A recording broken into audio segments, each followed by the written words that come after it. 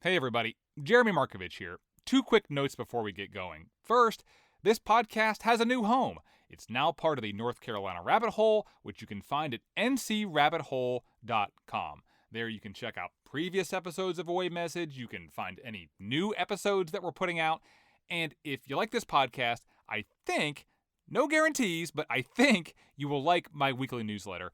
It is about weird North Carolina stuff. Comes out every Thursday. It is free if you want it to be, and you can sign up at ncrabbithole.com. Second, this episode was produced during my time at Our State Magazine. Now, I happen to think that most of it still holds up, but some of the promo codes and websites that I mention may no longer work. Okay, here's the show.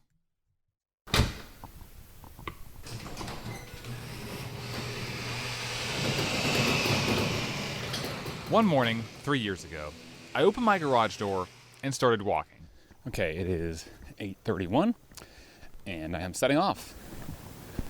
I walked out of my neighborhood, turned right, and started following the Mountains to Sea trail. Now, the trail here isn't actually a trail. It's the roadside. And I wasn't really trying to hike the MST as much as I was just trying to walk to work, 14 miles away. Now, you may remember this from the last episode of the first season of this podcast. I started in tiny little Oak Ridge, ended in big city Greensboro 4 hours later. Now, the last half of my walk was within the city limits, down sidewalks and the bike path. Fairly easy, just took a while. But the first part, not so easy. I'm about like a half mile into the walk, and I'm on a road, Bunch Road. The speed limit is 45, and I'm walking actually in a ditch. There's a lot of cars going by. I could walk on the shoulder, but the shoulder's it's like a foot wide, and it's very apparent that this is not a footpath.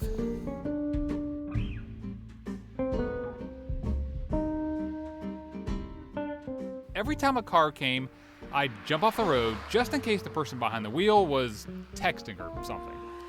I'm totally in my right to be on the road, on the shoulder, but I'm not really willing to, get hit by a car to demonstrate my rights.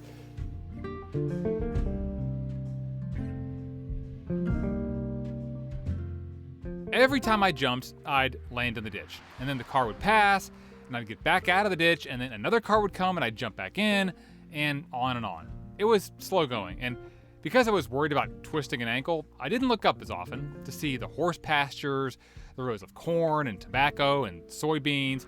Instead, I mostly looked down, which was not as pretty. A bunch of sumac, crickets, beer cans, lots of beer cans, water bottles. This all felt strange to me because I am a sucker for a good country road. There's just something about driving on a warm summer day with the windows down, the wind in your hair, the radio on, the trees and the fields flying by, the sunshine streaming in. But it wasn't until that day when I realized that the thing that made everything enjoyable was the driving part of it. When you take away the driving, the protection and the safety and the ease that a car provides, the same trip becomes a lot less romantic. This ditch it's very, some brambles.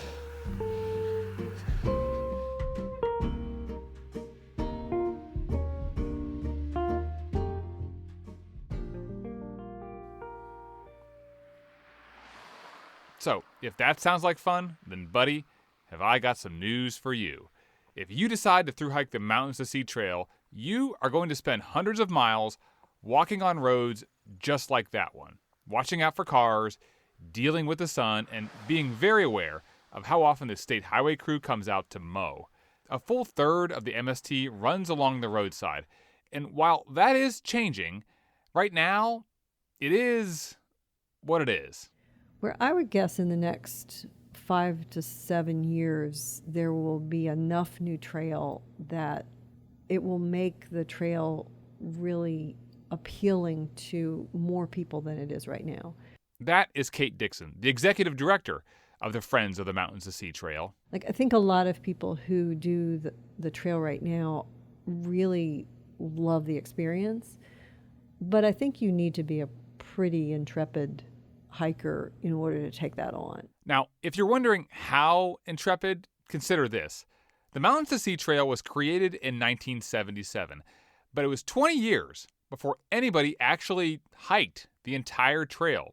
Two guys, actually, Alan DeHart and Alan Householder. The next thru hiker didn't come along for another 5 years after that. In fact, in the entire history of the Mountains to Sea Trail, only 112 people have completed the whole thing. That's it. 43 years, 112 hikers. By comparison, 8 times as many people complete the Appalachian Trail every year. Now, there are a lot of reasons for that. The MST, it's in a much earlier stage of its development, so it's also, just the logistics of doing the trail are so much harder than for the Appalachian Trail. That aside, there's also this other thing at work here, this idealized version of what it means to hike a long-distance trail. Now, I think you might kind of know what that looks like. A lot of nature combined with splendid isolation, where the grist of everyday life is nowhere to be found. There are overlooks and rushing streams and wildflowers and no cars and no houses and no people commuting to work and no modern stress. You can only go where your legs take you, and you can only survive on what you can find and what you can carry.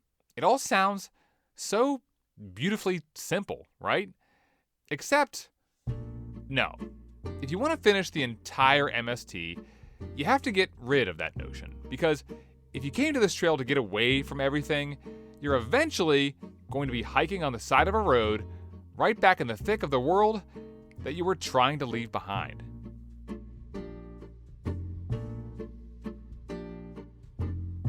What I'm trying to say is, you can't really have a proper appreciation for the amazing parts of the MST without looking at the least popular parts, the parts you only do if you're trying to complete the whole thing.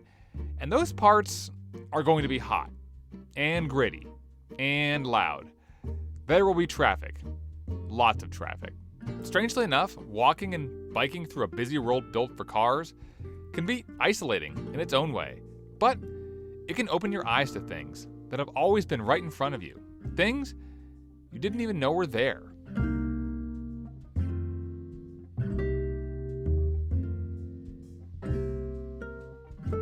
From Our State Magazine, this is Away Message, Season 4, a trip across North Carolina on the Mountains to Sea Trail.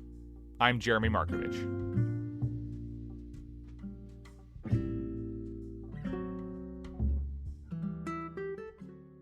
So, up until this point, all of the people that I've been following have been walking along the same path and doing it in roughly the same way. But now that is going to change. Now, we'll catch up with Erin and Lexi later on, but I want to start with Erin Brennan. Yeah, that's what I was going between forward or back. So who, by the time she got to Elkin, was done with hiking in more ways than one. I mean, my feet were sore the entire time because you're switching between different types of terrain. You're on dirt, on trails that are very skinny and kind of tilted. You know, you're walking downhill over rocks that are about the size of your feet, which is pretty uncomfortable. And then you're on road, and then you're walking through a pasture that's soaking wet, you know, with dew, morning dew or, you know, post-rain. And so you never really get into a great rhythm in terms of that.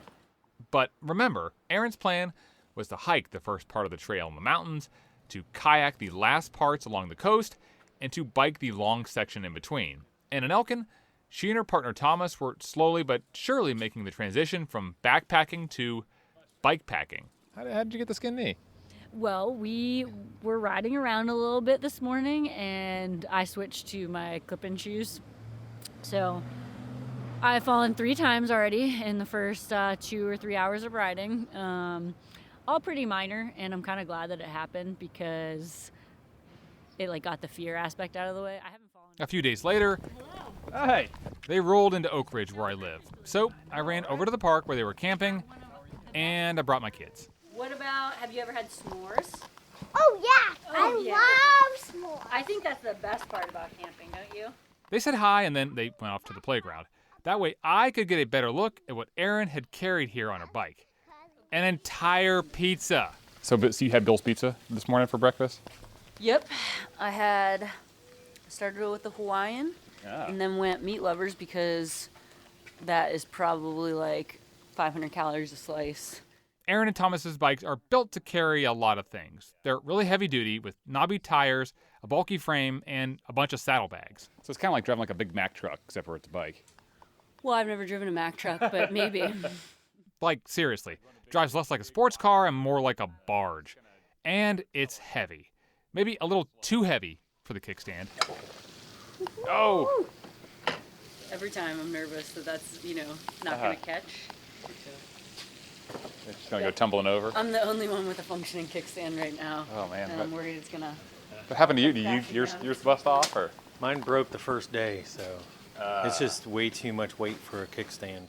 But still, even with the bulky bikes, it is much easier to get around on 2 wheels than on 2 feet. How's the last couple days of biking been? Pretty good. They've been pretty short days, which has been nice. I think, again, it's like lessons learned from the hike is don't come out of the gate with high expectations of just knocking down miles, which I think has been nice because it's given us time to do some stuff when we get to places. So we got to Pilot Mountain and we were able to explore for like half the day, just doing the trails and actually hiking up to Pilot Mountain. And then we did the same thing at Hanging Rock. So it's been really nice. And like yesterday, I didn't get here till 3:00, but I met some new folks at the campground and then had coffee at a coffee shop with an hour with a couple that was retired military. And then we went to Pretty's general store and I probably hung out there for an hour. So it just allows you to take your time a little bit more and, get to do some things you probably wouldn't spend a whole lot of time doing if you were hiking because you're tired and cranky. So extend your range because like you can get to places or you get to places sooner and it doesn't mind.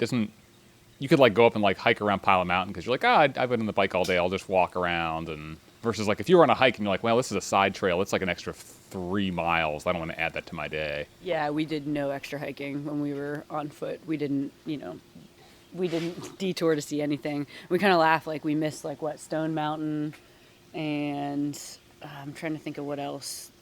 Big highlights that the trail doesn't actually go through, so you have to like detour and go see them, and we didn't plan that into our hiking day, so I just like couldn't fathom taking the time to do it. I think you were Stone Mountain. The couple days I was with you, we were hiking pretty high mileage days, and there would be like a waterfall like half a mile away, and we're like, no. Nope. I don't think we're gonna add a mile in total onto our 23-mile day or whatever it is. Like, just couldn't do it. By the way, that last voice is Erin's husband, Jeff, who's still active duty in the Army, but got a few days off to tag along. How much paying attention are you doing versus like how much you're like, she's not doing her own thing. I'll check in with her in a couple days. Yeah, no, that's a good question. So I guess since we've been in the military and we've spent so much time apart and we're used to not having constant daily communication, if I don't hear from her for a day, it's not a big deal. But generally, I do talk to her every single day, and I'm getting updates on what mileage marker she's at, and I can kind of track her as she's going through each segment. After I talked with Jeff, we all had some logistics to work out. Now at this point, and on most points where the trail follows the road, there are no markers or signs or tiny white circles to follow. The MST is invisible, so Thomas had to figure out the route for that day on the smartphone that he had strapped to his handlebars. So we'll have to cut across here. Yeah, you'll have to cut across on those the roads. north side of Greensboro, which is... And once we get to that point, that's the soccer complex there. Uh-huh. And then And I had to make sure the kids were entertained. Daddy, can you push me on something? Yes, I will push you on something, and then we're going to go. And when I came back later on my bike, everything was packed up and ready to go. So you have strapped your pizza boxes onto the front of the bike, look at that. We're testing all the capabilities. Yeah. So pizza box on, kickstand up, and Thomas, do you want to take lead?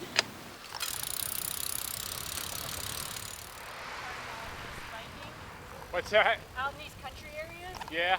you have dogs chasing you all the time? Okay, no, dogs chasing you? I haven't been attacked, but I've had quite a few run with me for a while. Yeah.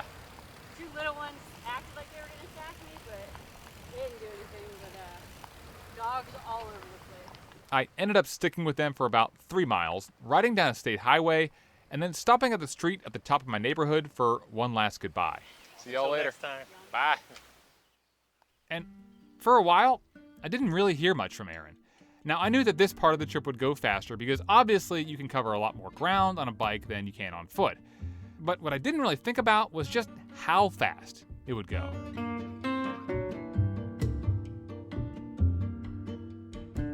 Two weeks after I last saw Erin, she sent me a text message. It said, "Hey Jeremy, my last day of biking will be tomorrow." My response, quote, "Holy crap, that went quick." So a few days later, I jumped in the car and drove out to the coast. So you're done with the biking? Yeah.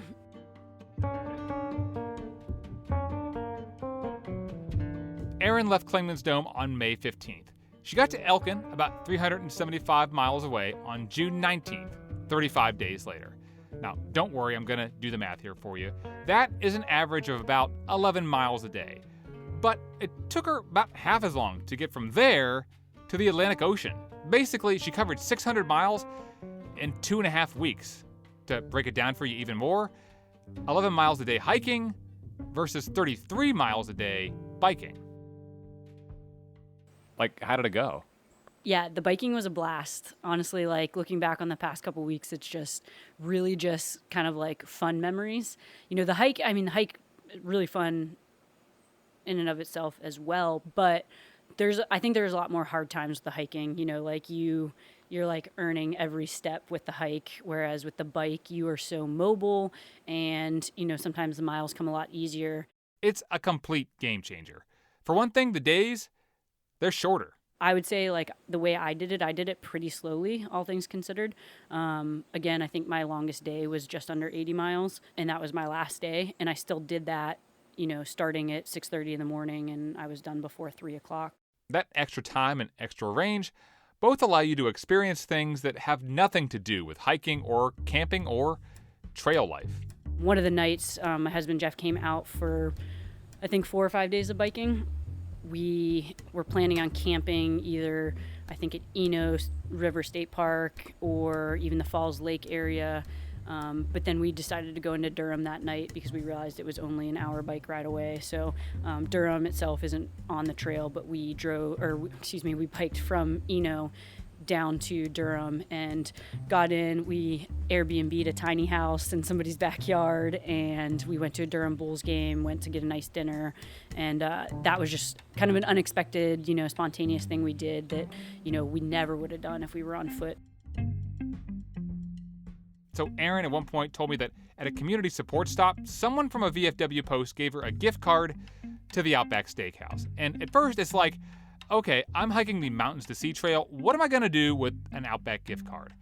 But then she realized, oh, wait a minute. I am riding through cities now. I can stop for a Bloomin' Onion kind of whenever I want. But those big cities did come with a downside. Going through the populated areas, I mean, it's funny because I like to think of myself as being more inclined as a city person, and not a big city, but I like being around populated areas, but I definitely did not like it, at least on this trip. Biking in those areas is pretty miserable. It's not enjoyable. The landscape is not scenic. But once Erin got past Raleigh and dipped into the sandhills and then the coastal plain, things started looking up. So coming out of those populated areas was really a pleasant change. So it was really cool because I think it was described as kind of the agricultural center, and you're coming through all these fields of tobacco and cotton, and it's a really cool sight to see, and it's pretty scenic to do on a bike.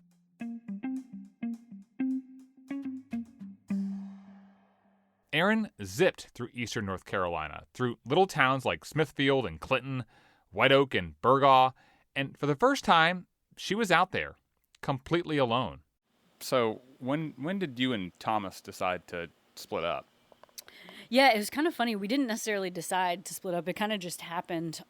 So when Erin and Jeff took some time to bike into Durham, Thomas just kept going. And he and Erin quickly discovered that they hiked at the same pace, but on the bike, not so much. If there was a point that I wanted to stop at, I stopped at it and just usually spent the night there. So usually I'd only do like a half a day of biking and then would stop and hang out somewhere for the rest of the day. But Thomas kept biking and kept going so far that he ended up being on track to finish more than a week ahead of Erin. What's that been like to be, after this, even being on the trail and being on the road and being on the, hiking, to be by yourself for really like the first time? I guess it really wasn't weird for me. I don't know. You're making your own decisions, so that's, I guess, different. You're saying, okay, I want to go here, and then you go and do it.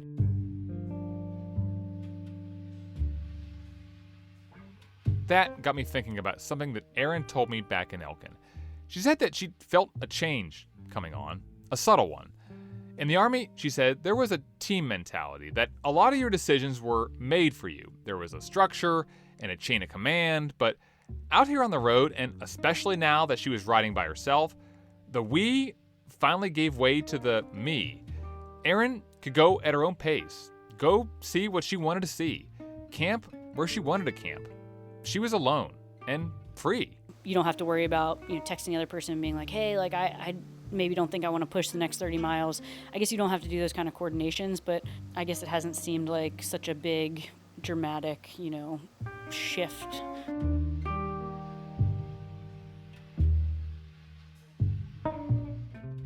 The dramatic shift was in the landscape. There were a lot of farms and swamps, and everything was very flat. And as much as Erin wanted to stop and explore and take things slow, she was also very determined to make it to Surf City, the first place where the MST touches the Atlantic Ocean. The goal? To dip her bike tire in the water, rain or shine. I was biking down 17 into Surf City, and it just looked wicked ahead. Dark skies. You could see that it was already raining, and it was, I was riding right towards it. So it wasn't a question of whether I was going to get wet. It was just kind of like, how bad is this going to get? She can hear the thunder and sees lightning up ahead. And then suddenly she's right in it. And then one hit right over top. And I was like, yep, now's probably the time that I need to, pull off and find some shelter. Now, in some places, shelter is hard to come by. On this part of the trip, though, all she had to do was duck into a gas station, wait out the storm, and keep going. So Surf City, the trail kind of comes right in over the Surf City bridge, and you come up over that bridge, and you can see everything there in Surf City, and then you come back down over the other side, and you go right into the visitor center parking lot, kind of up a ramp that they have there, and you turn the corner, and there's a big flag and an MST sign, and then you can take your bike right down onto the beach, which obviously people typically walk if they're doing the hiking trail, but it was cool to take my bike down there and kind of like, hey, I've arrived at the ocean moment. So very cool. Yeah, what's that like when you see you've stood at the highest point in the state, pretty far to the west, and then you're at the ocean for the first time. You see the ocean, and you have not gotten there by car. Yeah, it's weird because,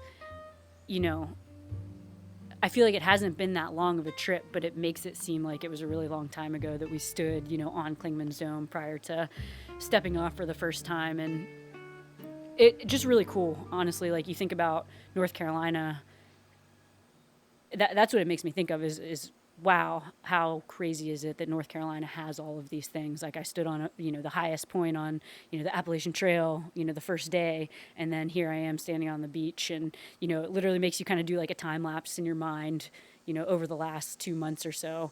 And it's really pretty amazing that North Carolina has all these things. So for Erin Brennan, the hiking was slow and hard. The biking was fast and kind of fun. And at this point, she is really close to the end. 1,000 miles down, only about 200 to go. But the other Erin and his wife Lexi, they're doing it the hard way. Coming up, when the trail goes from dirt to asphalt, and you're walking through civilization with a backpack and a heat rash. They're part of the trip when we come back.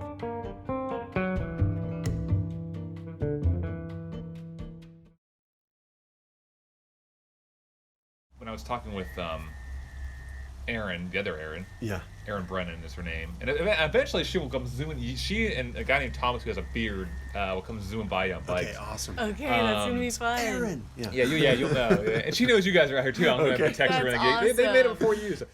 So back in Oak Ridge, when I was talking to Erin and Lexi Harris, Erin Brennan was still up in the mountains, more than 60 miles behind where they were on the trail.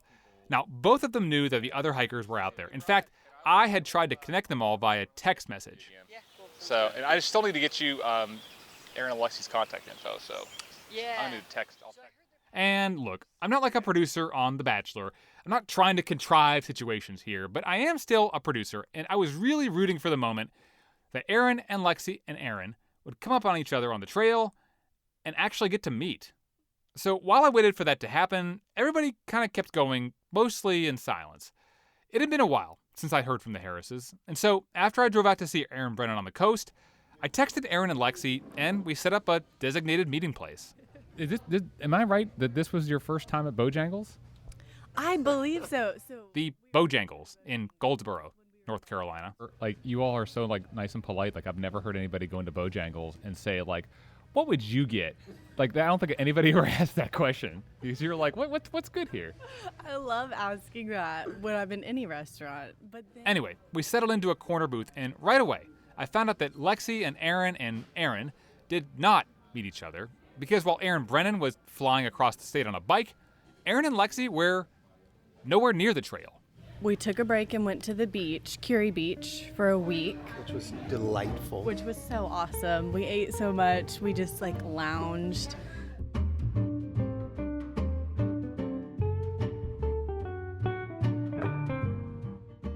So remember back when Erin and Lexi said they were treating this trip as kind of like an extended vacation?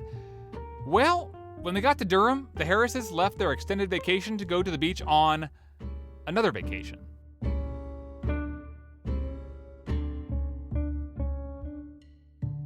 Now, I realize this might shatter the image of the dedicated thru hiker who only sleeps in his or her tent, who presses on through the extreme heat and cold, who doesn't get off the trail until the very end, but the truth is, it is not all that unusual for a thru hiker on any trail to hit pause and take days or even more than a week off.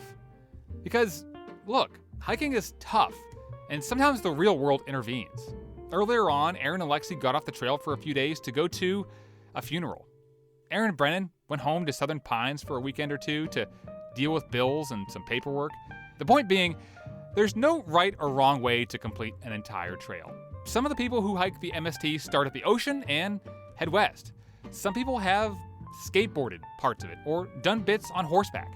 There is no time limit. You can even switch directions in the middle of your thru hike, which, after their vacation, Erin and Lexi did.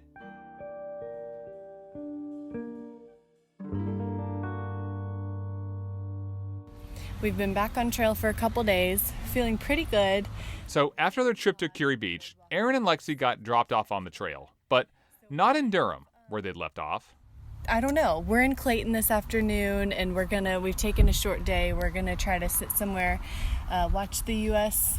women's soccer play in the World Cup, and Clayton is about 50 miles further down the trail from Durham. So after Curie, we had to hike right. east to west I was giving the general overview. for about 4 days. So we did some road walking, more road walking in blazing heat. You guys, it is so hot. This is the first week we've really had just consistently stifling weather, to the point where we're trying to be pretty mindful about getting breaks during the middle of the day when it's super hot. And then we hit the Neuse River Trail, Greenway. Super nice. Yeah. That long stretch of greenway meant shade. And around Raleigh and Durham, there is a lot of greenway. In fact, any moment spent out of the sun was a blessing. The ideal hiking situation. Thank you, Lord, for shade. It's been a while. It has been a while. The road usually meant direct sunshine, right as the southern heat and humidity were settling in. And I think it made Erin and Lexi a little crazy.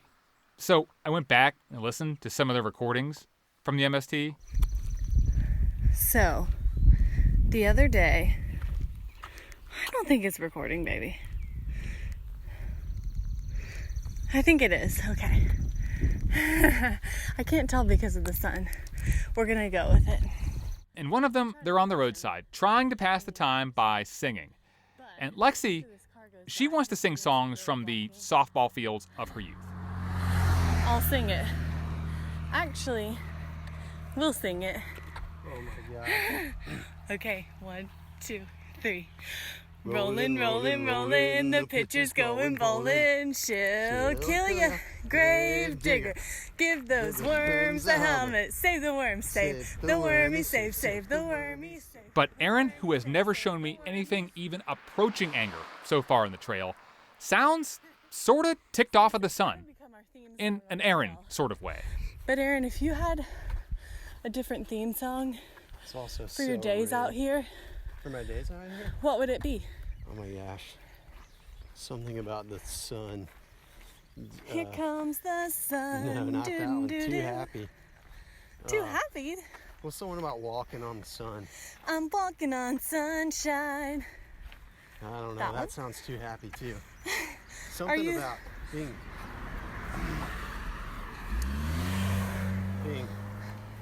brutally attacked by the sun. That's what I need. Okay, that is kind of happening right now, but you're kind of being a Debbie Downer. I mean, think about it. They're out on the side of the road, in the heat, in the sun, with cars whizzing by, with heavy backpacks on, and, in Lexi's case, a heat rash. When I talked to them about it in Goldsboro, they tried to see it in a glass half full sort of way. But still. There, pros and cons. So we were going faster. We had a little bit more access to civilization, like could pop in a convenience store and get a cold drink or something, which was a perk. But it was a lot harder because you're not having any shade from trees. There's not as much to look at. It's loud because all the cars are passing. And you have to watch out for cars. And you have to watch out for the cars.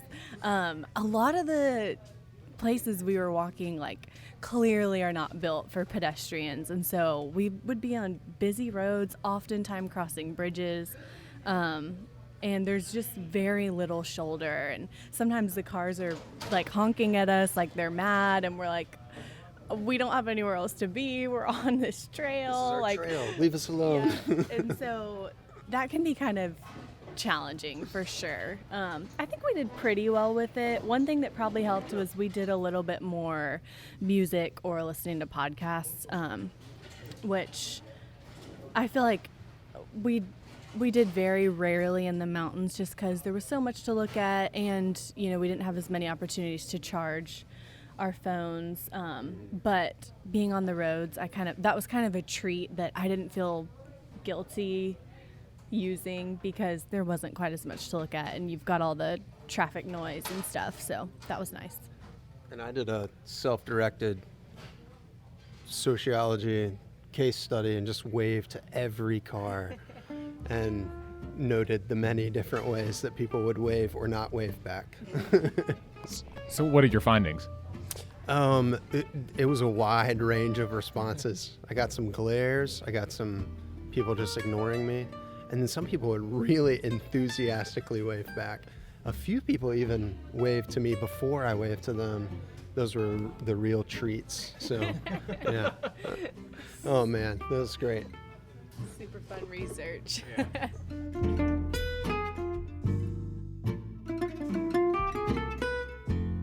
So earlier, I mentioned that the Mountains to Sea Trail is not like the Appalachian Trail, its older, longer, more popular cousin. And when I said that, I didn't mean it in a bad way.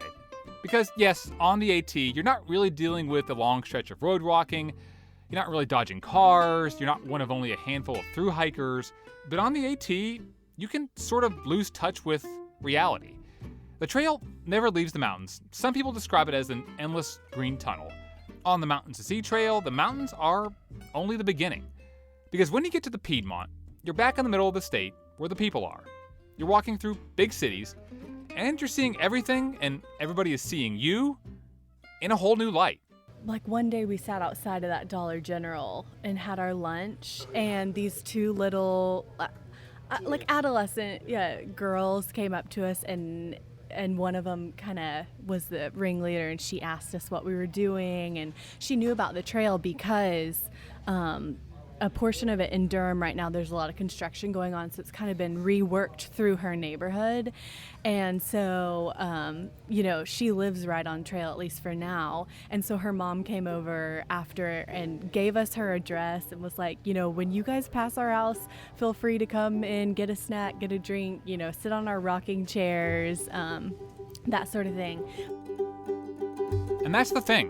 When you're trying to make your way across the state on foot or on a bike, a little help goes a long way. It makes a long stretch of road a little more bearable, a little easier, a little better. It is Friday the 21st. We just finished hiking and we got to this campground that's on someone's private land, and there's a little sign that says it's maintained by Friends of the MST volunteers. And there's what looks like an old kind of farming structure and this nice field, and there's a fire pit with benches, and there's picnic tables, and there's a tub of bottled water. And we were just amazed when we came out of the woods and saw this. It's so nice. It's so nice. We didn't have listed that there'd be water on the guide, and when we walked up and saw a tub of bottles of water for thru hikers, that is just our night made.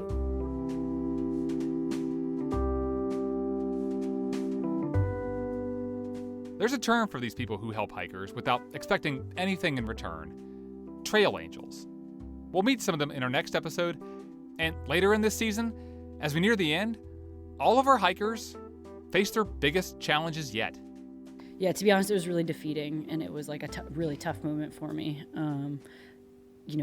Immediately, like, my thought is like, you're giving up or you're quitting. One of them is a problem that almost sinks the entire journey. We're hopeful it's going to work out, but a little bit growing increasingly worried, I might say. It may not. Hopefully it's going to work out. We'll see. Because we really want to finish the trail. We'll see. All of it is ahead on the last 3 episodes of Away Message.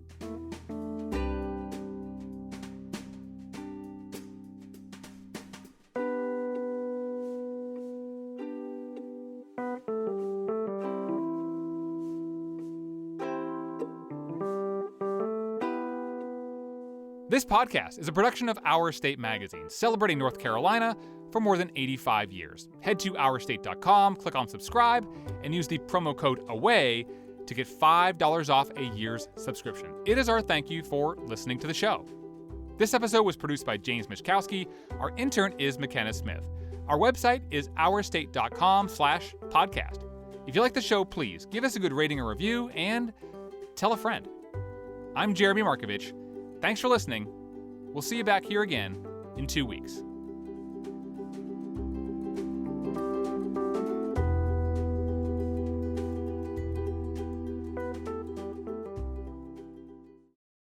Charlie, do you like Tar Heels?